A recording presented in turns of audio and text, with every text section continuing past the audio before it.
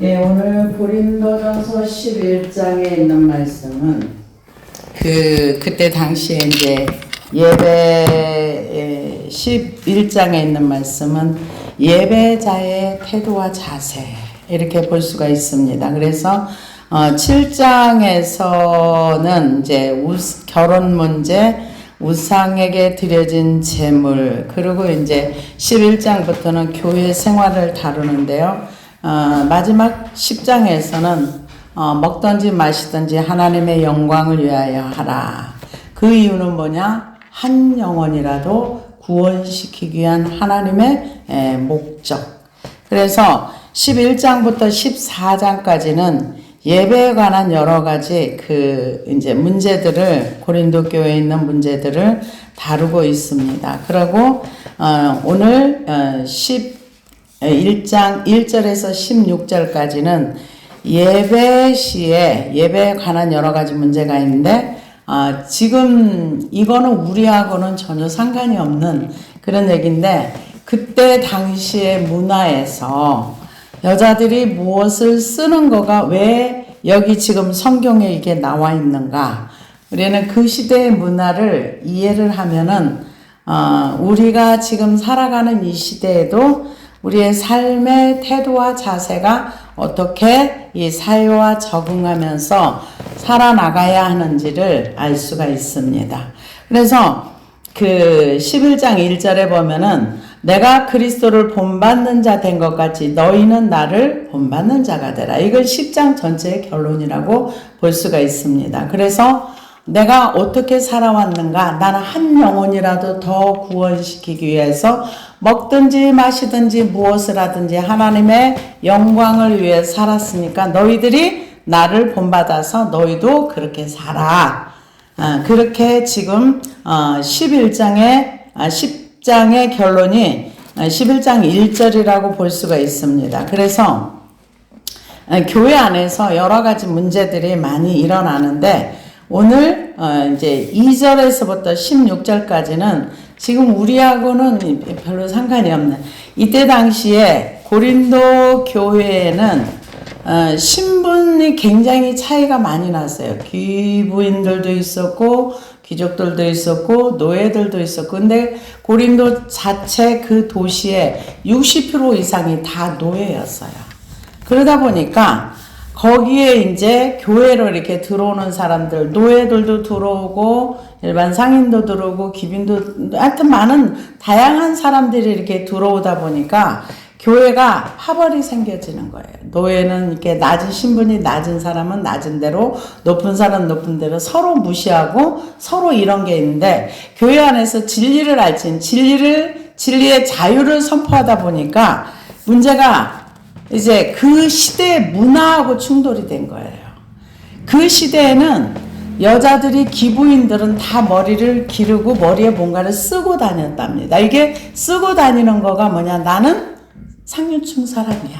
나는 한 가정의 아내로서 기부인이야. 어떤 이런 의미와 뜻이 있었는데, 그거는 이제 그 시대의 사회에서 이런 게 통용되는데, 이 사람들이 교회 와서 이걸 다 벗어버린 거야. 안 믿는 사람들이 와서, 그러니까 이게 머리에 뭔가 쓰는 거를 안 쓰면은 창녀나 아니면은 이렇게 질이 낮은 사람이거나 아니면 간음을 해서 머리를 깎였거나, 이런 종류의 사람들이 머리에 수건이나 뭐 이런 거를 쓰질 않았는데, 자유라고 하니까 교회 와서 다 벗어버린 거야. 안 믿는 사람들이 교회 와서 너희들의 형태를 보면 어떻게 되겠느냐 이거죠. 우리나라 같은 경우는 복음이 처음 들어왔을 때 남녀 7세 부동석이었잖아요. 그때는. 그러다 보니까 같은 공간 안에 앉아서 예배 못 드렸어요. 그때는 반으로 딱 나눠가지고 이쪽은 여자석, 저쪽은 남자석. 그 성경에 말씀이 들어가는 것에 그 시대의 그 문화가 성경과 크게 충돌되지 않으면 그냥 받아들이면서 적응해 나가는 게 성경이에요. 근데 이때 당시에는 기부인들이나 일반 사람들은 머리에다가 이런 수건 같은 거 이렇게 이거를 덮개라고도 표현도 하더라고요. 그 원어에 보니까 덮개로도 표현하고 아니면 이렇게 예쁘게 쓰는 어떤 그런 건데 이제 이거를 교회 와서 다 벗어버리니까 교회는 다 창녀가 모였나? 안 믿는 사람들이 와서 보면은 놀랄 거다 이거죠. 그러니까 그 문화가 그렇게 나쁜 거 아니니까 교회 와서도 그냥 쓰고 예배 드려라. 지금 그거예요. 근데 그것을 그대로 받아들여 가지고 카톨릭에서는 머리에서 발끝까지 지금 다 이렇게 하고 다니잖아요. 그 신부들도 거의 그렇고요. 근데 이 기독교는 가는 곳마다 그렇게 크게 그 시대와 이렇게 많이 충돌되지 않고 말씀에서 크게 위반되지 않으면 그냥 이렇게 잘 그 속에서 이렇게 잘 들어가서 적응을 하면서 그래서 우리나라에 처음에 복음이 들어와서 성령님의 역사가 일어나 그때는 우리나라도 축적제도가 많이 있었어요. 돈 많은 사람들이 젊은 첩들을 많이 거느리고 근데 회개를 할 때 그분들이 하나님 나는 이게 그 문화니까 그때는 첩을도 사는 게 문화니까 그거를 전혀 잘못됐다는 생각을 안 했는데 성경에 첩을 두면 안 돼. 일부 일처제네? 그러면 내가 말씀대로 살려면은 이거를 정리를 해야 되겠네. 그러면서 이제 그 장대현 교회에서 회개 바람이 불었을 때 주님 나는 가늠한 자입니다. 주님 나는 성경에서 하지 말라고 한 첩을 두고 살았습니다.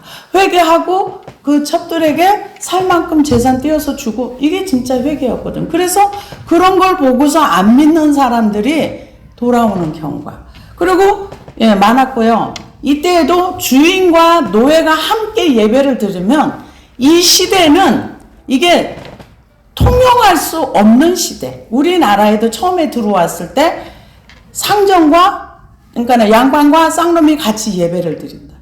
근데 이게 가능했었어요. 근데 이 시대에도 지금 고린도 교회도 상정과 노예가 같이 예배. 그런 형제다. 이게 사회에서는 도무지 받아들여질 수 없고 통용할 수 없는 것이 교회 안에서 일어났었어요. 그런데 아무래도 이게 온전히 회개가 안 되다 보니까 분당도 많고 바당도 많고 이제 여러 가지 문제는 있었어요. 근데 이거를 뭘로 질서를 잡았느냐? 하나님의 말씀으로 질서를 잡았어요. 그래서 지금 2절에 너희가 모든 일에 나를 기억하고 또 내가 너희에게 전하여 준 대로 그 전통을 너희가 지킴으로 너희를 칭찬하느니라. 전통을 지켰대요. 그러면은 이방인들에게 어떤 전통을 줬는가? 저는 많은 사람들이 이런 얘기를 해요. 우리가 유대인에게서 복음이 왔기 때문에 우리도 뭐를 지켜야 되고 뭐를 지켜야 되고 뭐를 지켜야 되고 아니요. 이방에 딱 정리해 둔 게 있어요. 사도행전 15장에 보면은 뭐라 그랬냐면 15장 9절에서 11절을 보니까 믿음으로 그들의 마음을 깨끗이 하사 그들이나 우리나 차별하지 아니하셨느니라.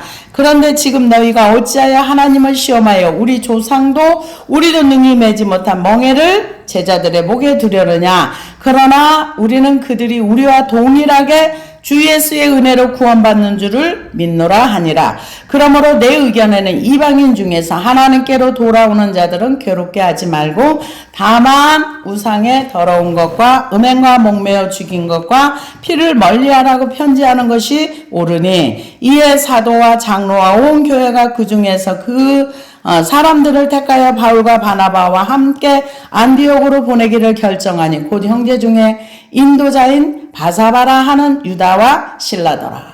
이방인들은 목매어 죽인 거 피 먹지 말고 요거 몇 가지. 그리고 예수를 믿음으로 구원받고. 그렇게 하라고 했어요. 그러니까 이거를 했는데 이분들이 아마 이걸 잘 지킨 것 같아요. 그거는 칭찬을 해준 거예요. 그래서 그 전통을 너희가 지킴으로 너희를 칭찬하노라. 그러나 나는 너희가 알기를 원하느니 각 남자의 머리는 그리스도요 여자의 머리는 남자요 그리스도의 머리는 하나님이시라. 질서를 얘기하고 있습니다. 무슨 질서인가? 가정에 하나님께서 남자를 머리를 세우셨어요. 여자가 머리가 아닙니다. 왜? 남자가 먼저 창조되었고 다음에 여자가 창조를 했기 때문에 그렇다. 그러면서 그리스도의 머리는 하나님이시라. 그러니까 하나님의 세계에 질서가 있듯이 세상의 세계에도 질서가 있다. 하나님과 예수님과 성령님은 동등하시고 동일하신 분이시지만은 예수 그리스도가 하나님 아버지께 전적으로 순종해서 그분의 말씀을 따라서 이 땅에 오셔서 십자가를 지시고 죽으시고 부활하시고 다시 천상으로 올라가신, 이게 아버지의 말씀에 순종해서 그렇게 했다는 거예요. 그리고 성령님이 이 땅에 오셔서 예수님의 하신 사역을 우리에게 알게 해주시고 깨닫게 해주시고 인도해 주시고 이끌어 가시는, 그래서 성령님과, 그러니까 성부 하나님, 성자 하나님, 성령 하나님이 구원 구속사를 위해서 나누어서 사역을 이렇게 하시지만 다 하나님이라는 거죠.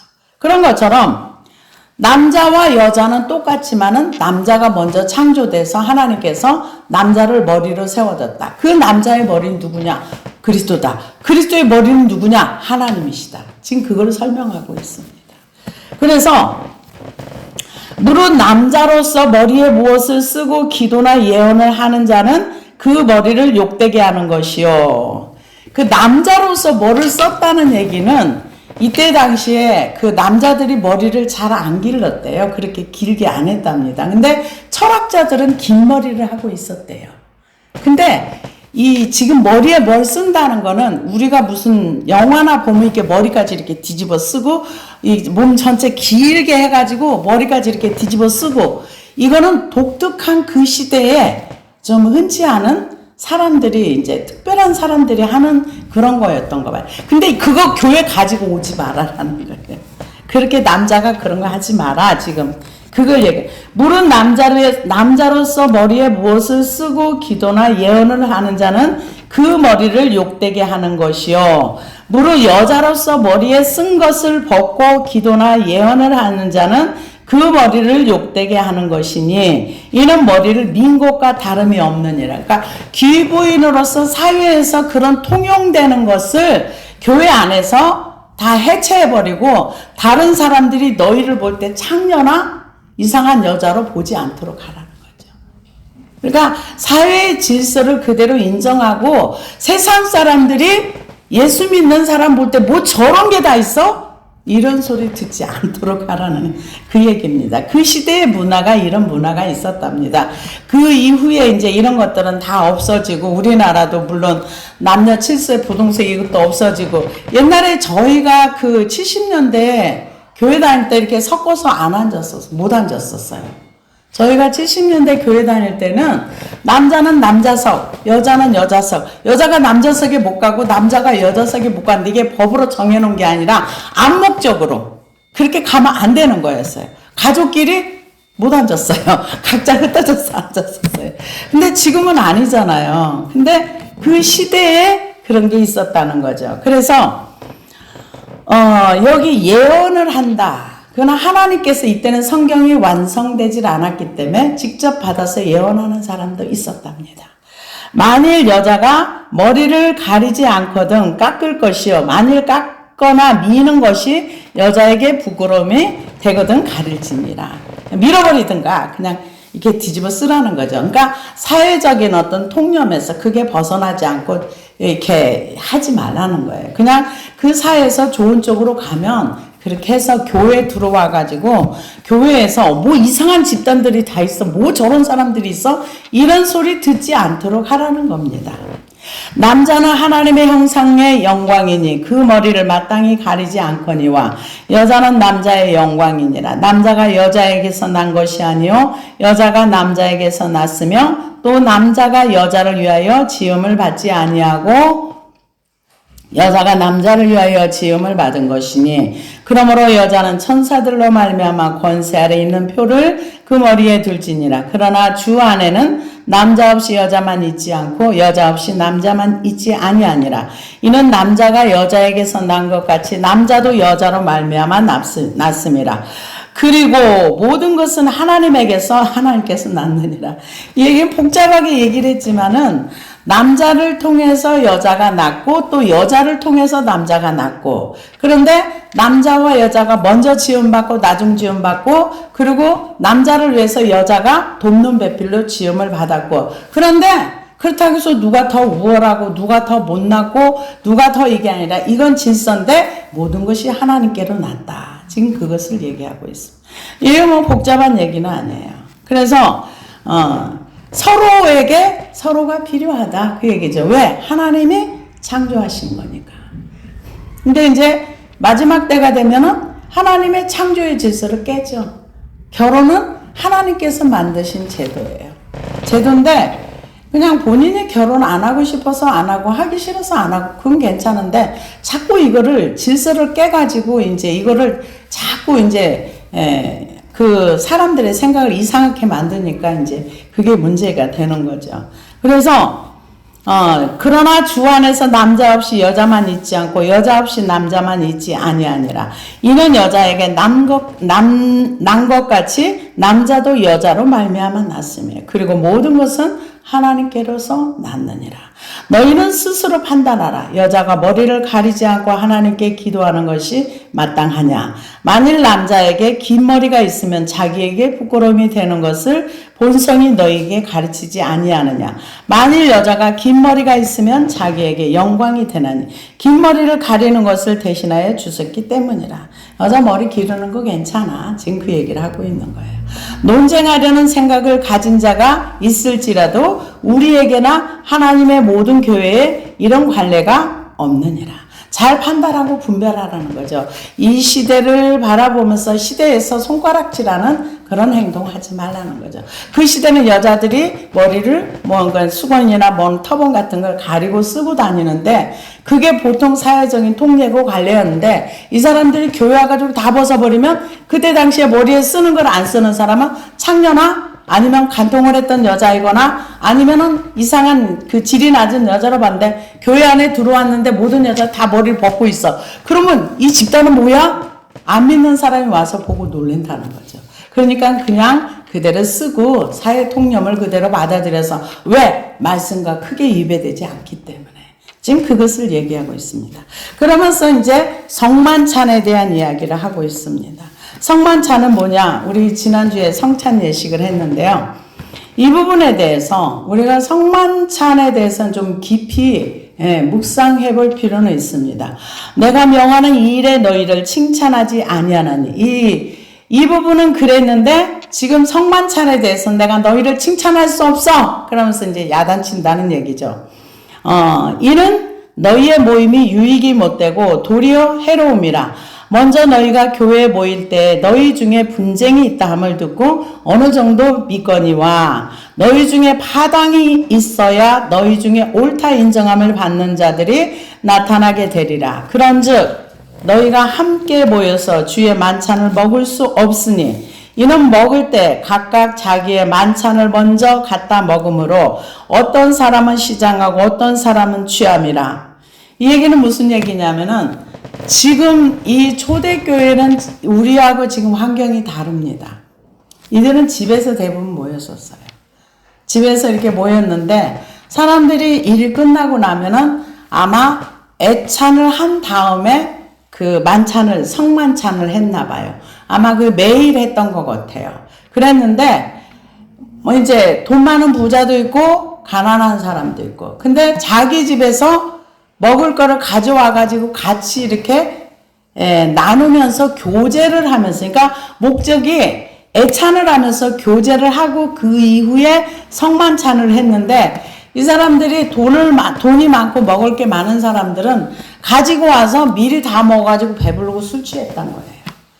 술을 취하니까 애찬을 성만찬을 할 수가 없는 거죠. 근데 늦게 온 사람들은 가지고 온 것도 없는 데다가 먼저 온 사람들은 이미 먹고 배불러가지고 취해 있으니까 이게 지금 나뉘어지는 거죠. 먹는 건 우리나라 속담에 고간에서 인심 난다고 그러잖아요. 근데 가난한 사람들은 늦게까지 일하고 왔는데 배도 고픈데 성만찬도 할 수가 없고 그리고 뭐 많은 사람들이 떡이 어느 게 오르냐 카스테라냐 아니면은 떡이냐 아니면 뭐 전병이냐 뭐 여러 가지 있는데 다 달라요. 저희가 이제 모여서 이제 노예에서 모여서 성찬할 때 보면은 어느 때는 뭘로 했다가 그거는 중요하잖아요. 이게 정신이 중요한 거예요. 우리 지난번에 이제 노예하는 데 가보니까 거기는 밀가루로 해가지고요. 뭐 아무것도 안 넣었다고 그러더라고요. 이렇게 둥그렇게 해가지고, 그래서 이걸 어떻게 성찬을 나눠 그랬더니, 거기 그것이 분이 와가지고, 이렇게 해버리더라고요. 그러니까 이게 파삭 깨지니까 그거 나눠 먹으라 그러더라고요. 그래서 이 성만찬의 떡인가 카스테라인가 이게 중요한 게 아니라, 거기에 담겨있는 하나님의 언약과 약속이 중요한 거예요. 지금 각각 달라요. 성만찬하는데 어디 가면 카스테라 주고 어디 가면 떡 주고 어디 가면 밀가루 뭐 주고 어디 가면 뭐 주고 다 달라요. 근데 그건 중요한 게 아니에요. 여기에서 지금 있는 사람들이 왜 혼나느냐? 먼저 와서 시컷 먹고 취하고 배불러가지고 성만찬이 안 되는 거예요. 지금 그 얘기를 하는 거예요. 그런즉 너희가 함께 모여서 주의 만찬을 먹을 수 없으니 이는 먹을 때 각각 자기의 만찬을 먼저 갖다 먹으므로 어떤 사람은 시장하고 어떤 사람은 취함이라. 술 취한 거예요. 그리고 성만찬에서 할 때 우리는 이렇게 조그만 잔을 마시는데 옛날에는 이렇게 큰 컵에서 따라가지고 이렇게 많이 먹으니까 취하는 사람도 있었겠죠. 그래서 취함이라. 너희가 먹고 마실 집이 없느냐? 이 집이 없어서 하는 게 아니라는 거죠. 너희가 하나님의 교회를 업신여기고 빈궁한 자들을 부끄럽게 하느냐? 내가 너희를 무슨 말을 하랴? 너희를 칭찬하랴? 이것으로 칭찬하지 않노라. 내가 너희에게 전한 것은 주께 받은 것이니 곧 주 예수께서 잡히시던 밤에 떡을 가지사 축사하시고 떼어 이르시되 이것은 너희를 위하는 내 몸이니 이것을 행하여 나를 기념하라 하시고, 여기에서 성만찬을 하실 때 예수님께서 이제 누가복음에도 이제 많이 나오고요. 누가복음 또 마태복음 마가복음 이렇게 나오는데 여기서 보면은 기념하라 이렇게 말씀을 하셨고, 누가복음에서는 새 언약이다 이렇게 얘기를 했어요. 새 언약이라는 거는 에레미야 31장에 나와 있는 말씀인데요. 에레미야 31장에 보면은 뭐라고 얘기했냐면은 내가 새 언약을 너희에게 세운다 그러면서 이제는 너희 죄를 사하고 너희 이 속에 내 말씀을 기록하고 이 말씀이 쭉 나오면서 너희와 새 언약을 맺겠다 이렇게 얘기를 하고 있습니다. 그래서 바울 선생님이 이제 그 얘기를 하는 거죠. 내가 너희에게 전한 것은 주께 받은 것이다. 그런데 축사하시고 떡을 떼어 이르시되 이것을 너희를 위하는 내 몸이니 이것을 행하여 나를 기념하라 하시고, 식후에 또한 그와 같이 잔을 가지시고 이르시되 이 잔은 내 피로 세운 새 언약이니 이것을 기념하여 마실 때마다 나를 기념하라. 피로 세운 새 언약이라는 얘기는 예수님이 이 땅에 자신의 피로서 그 성찬에 참여하는 자마다 언약의 백성이라는 거죠. 그러니까 나는 예수님한테 아무 약속도 안 받았는데 이게 아니고 성찬 예식에 참여할 때 우리는 그 예수님의 피로 세운 새 언약에 참여해서 거기에 동의한다는 거죠. 피라는 게 뭐예요? 피로써 우리가 죄사함을 받고 떡을 먹는다는 것은 말씀을 받아들이고 말씀을 내 안에 모셔드리고, 그래서 하나님과 언약 관계에 있는 백성이라는 거죠. 그러면은 하나님과 언약 관계에 있는 백성에게 하나님께서 요구하시는 건 뭐냐? 말씀대로 살아라예요. 말씀대로 살아라. 하나님과 상관없는 사람한테 말씀대로 살아라 하지 않습니다. 이방인들에게 말씀대로 살아라 이렇게 얘기하지 않아요. 그래서 제가 우리가 성화되어진다. 이거는 우리가 예수님을 닮아가는 모습이거든요. 죄를 버리고 하나하나 예수님의 그 모습을 우리 안에 예수님의 형상을 이렇게 닮아가면서 회복시키는 거. 이걸 성화라 그러는데, 조금 전에 이제 제가 이제 설교 안 되는데 어떤 분을 듣다 보니까 성화를 어떻게 설명하는지 제가 깜짝 놀랐어요. 성화가 되는 거는 같이 모여서 같이 예배하고 성찬을 띠면 성화가 되는 거래요. 여러분 그거 아닙니까? 성화는요, 내가 하나님을 닮아가는 거, 하나님의 모습이 내 안에서 만들어져 가는 거. 내가 강하면은요, 예수님의 형상이 나에게 안 나오고 나의 모습만 나오는 거예요. 우리 안에서 예수님을 닮아가는 그리스도 안에 새로운 피조물이 성장해 가는 거. 예수님을 알아가는 거, 예수님을 배워가는 거, 죄를 버리고 주님을 닮는 모습이, 그것을 우리는 성화라고 얘기하는데, 같이 모여서 예배하고 공동체 생활을 하면 성화가 되어진다고 하더라고요. 물론 공동체에서 같이 해서 이렇게 서로를 배려하고 서로를 사랑하고 하면서 한 부분이 돼요. 전혀 근거가 없는 얘기는 아니에요. 그러나 그거는 공동체에서 서로를 용납하고 받아들여질 때. 그래서 먼저 하나님과의 관계가 바른 관계가 되어지고, 바른 관계가 되어진다는 게 뭡니까? 나는 포도나무요 너희는 가지니 너희가 내 안에 내 말이 너희야. 하나님과 연합을 얘기하는 거예요.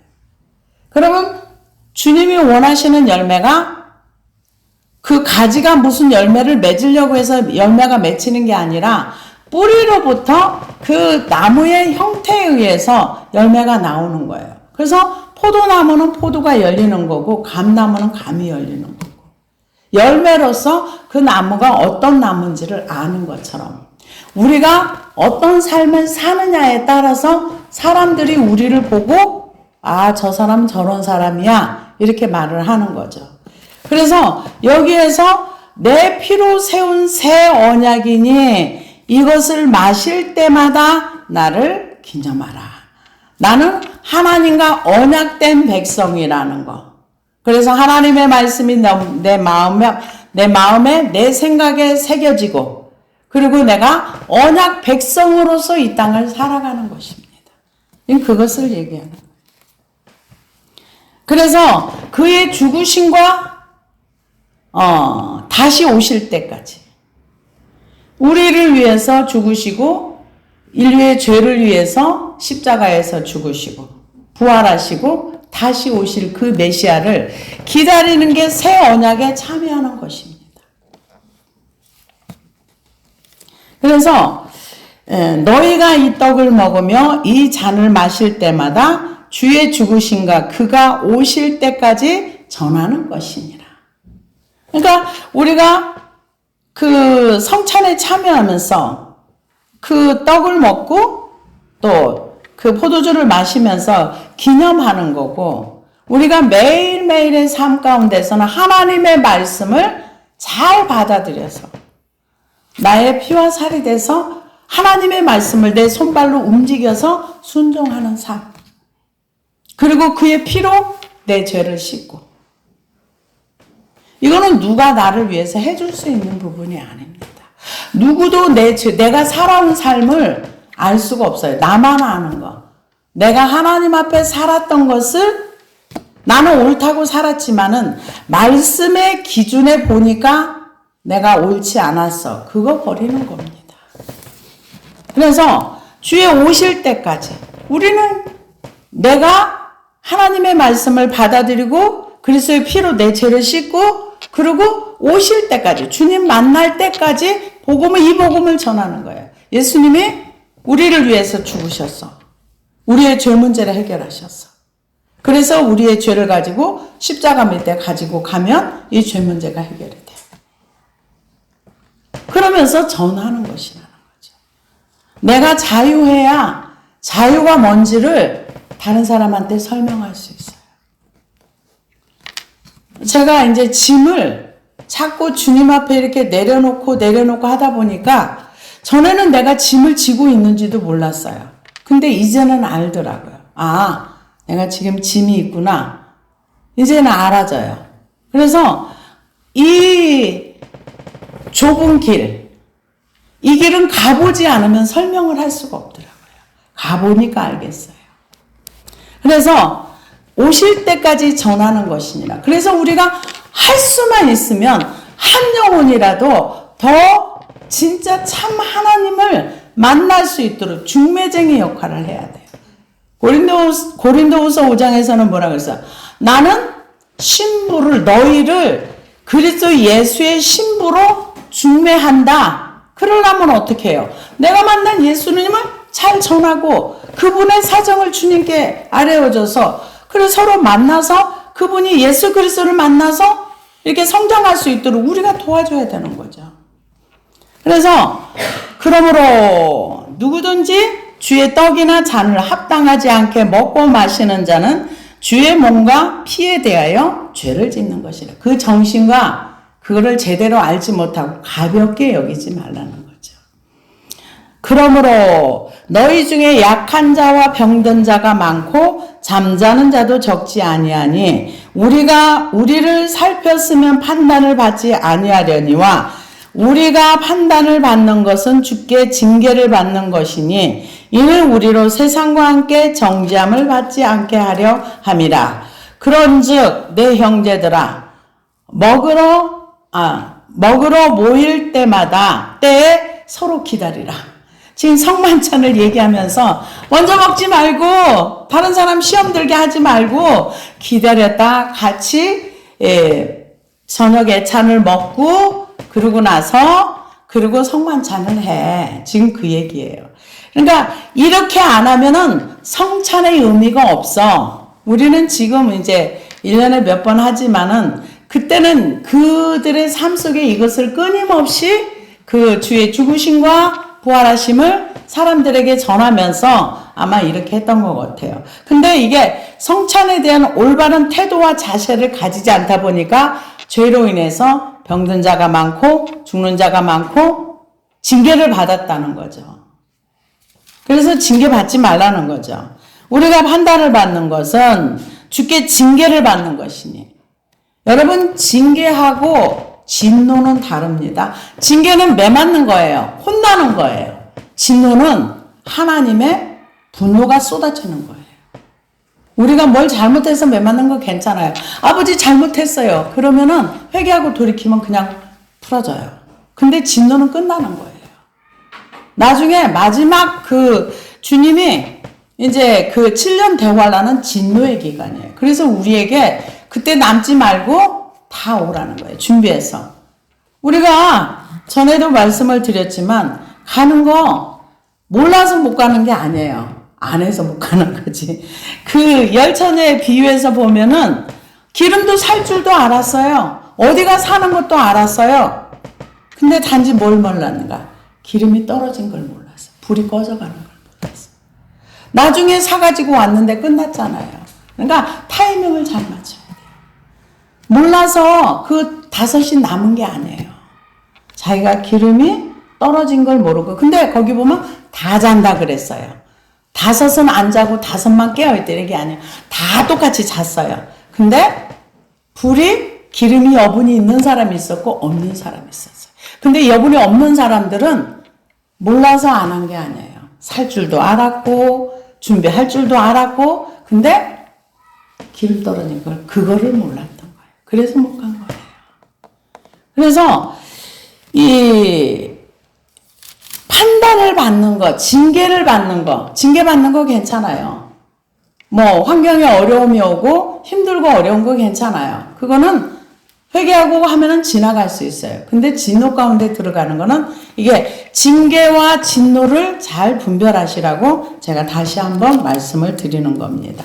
그래서 우리가 판단을 받는 건 주께 징계를 받는 것이니 이는 우리로 세상과 함께 정죄함을 받지 않게 하려 하심이라. 그런즉 내 형제들아 먹으러 모일 때 서로 기다리라. 지금 성만찬 얘기합니다. 너네들끼리 홀딱 먹고 나중에 있는 사람 이제 배고파가지고 그들이 너무 힘들어하면 그 너희들이 짓는 죄가 그 사람한테 짓는 것도 되지만 주님께 짓는 거야. 죄가 예수님께 짓는 거라는 거죠. 만일 누구든지 시장하거든 집에서 먹을지니 이는 너희의 모임이 판단받는 모임이 되지 않게 하려 함이라. 그 밖의 일들은 내가 언제든지 갈 때에 바로 잡으리라. 그러니까 이게 먹고 마시면서 이게 성만찬이 애찬을 이게 좀 거기서 막 취하고 먼저 먹고 기다리지 않고 이게 무질서하면서 서로 편이 나누어지면서 시험 드는 사람이 누가 시험 들어요? 믿음이 약하거나 연약한 자들이 시험 들어요. 그래서 약한 사람들을 배려해서 기다려서 먹고 그리고 소외시키지 말고 서로 이렇게 연합해서 공동체를 잘 형성해라. 그러면서 누구든지 배가 고파서 못 견디면 집에서 차라리 먹고 그러고 성찬을 참여해. 지금 그 말씀을 이렇게 전달하고 있는 것입니다. 기도하시겠습니다. 하나님 감사합니다.